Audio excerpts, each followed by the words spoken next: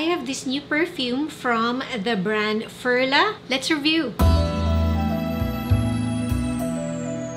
Siyempre, bago tayo mag-start, isi-share ko sa inyo yung nasa face ko. Ang ginamit ko is itong Aquassurance na Compact Foundation. And yung lipstick ko is itong lip liner from MAC. And this is Soar. Ginawa ko siyang lipstick. So, meron ako nung Furla na Authentica. Ito siya, guys. And ito, gustong-gusto ko siya, guys. Although, hindi ko pa ito nagagawa ng review. But, ginamit ko siya nitong month of October. And kasama siya sa perfume favorites ko. This is floral. Parang simple na floral na klase ng pabango, no? Minention ko lang kasi nga gustong-gusto ko siya. Now, naglabas si Furla nitong Unica, and this is Eau de Parfum. Looking at the notes, kaya ko siya binili kasi kung di ako nagkakamali, meron yata siyang marshmallow. Basta meron siyang something na matamis na notes, no? Ilalagay ko na lang dito, guys. But, yun yung nakahila sa akin. Plus, affordable tong pabango na to. Hindi siya ganun kamahal. I mean, medyo mahal pa rin. Pero, alam niyo yun, mapag-iipunan. Ganun yung presyo niya. Parang kung di ako nagkakamali, wala na kasi dito sa box eh. Parang nasa 5,000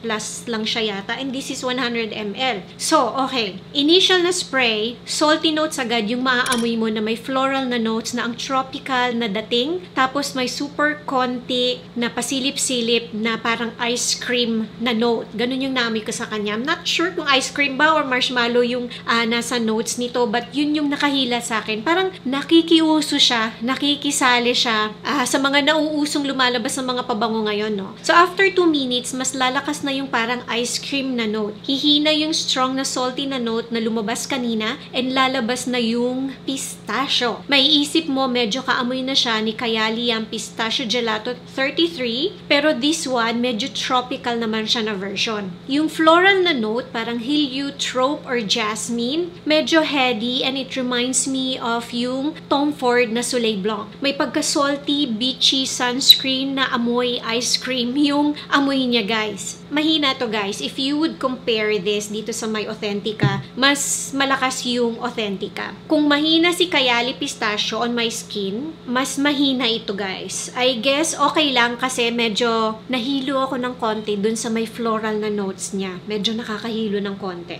After mga 5 minutes, may lalabas na parang powdery na note, but powder dusting ng marshmallow na kind of powder. Gusto ko siya at this point, okay? After 5 minutes. Ang lakas kasi nung salty na note dun sa initial na spray, tapos nahilo ako ng slight dun sa floral na notes kanina. Sa dry down, amoy salty na vanilla ice cream na siya na mas lamang yung salt. Parang nasa likod lang yung vanilla ice cream na amoy. Actually, mas ine-expect ko sana mas tumagal yung parang vanilla ice cream na note, no?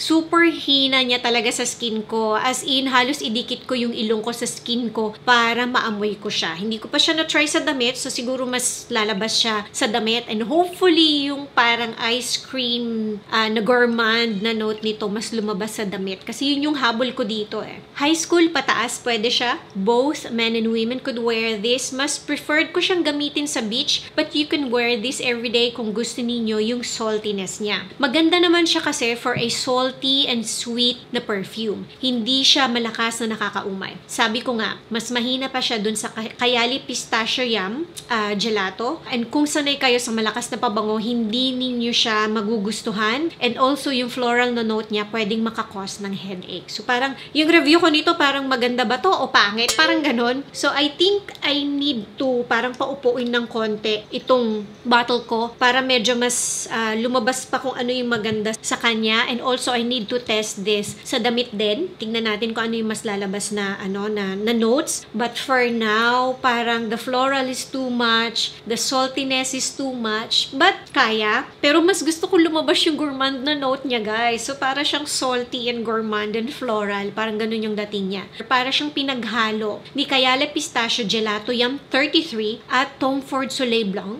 Pero mas nasa harap si Soleil Blanc kasi amoy mo yung parang sunscreeny na floral. And yung saltiness naman na note nito is parang yung Jo Malone na wood sage and sea salt. So kung too much sa inyo si Soleil Blanc, may pagka-medicinal kasi yon, try this. So, para siyang pinaghalo ng tatlong pabango. So, okay naman siya. May pagka-tropical yung dating niya. Actually, give it a try kasi beachy floral yung dating niya, guys. So, ayan na yung review ko nitong Furla na Unica. Ayan siya, guys. Nakapag-try na ba kayo ng any Furla na perfume? Actually, curious ako dun sa mga pabango nila na nasa mahaba na bottle, yung medyo mas nakatayo na bottle. Hindi ko pa yun naaamoy. Mag-comment nga kayo below. Thank you for watching and see you on my next video. Bye!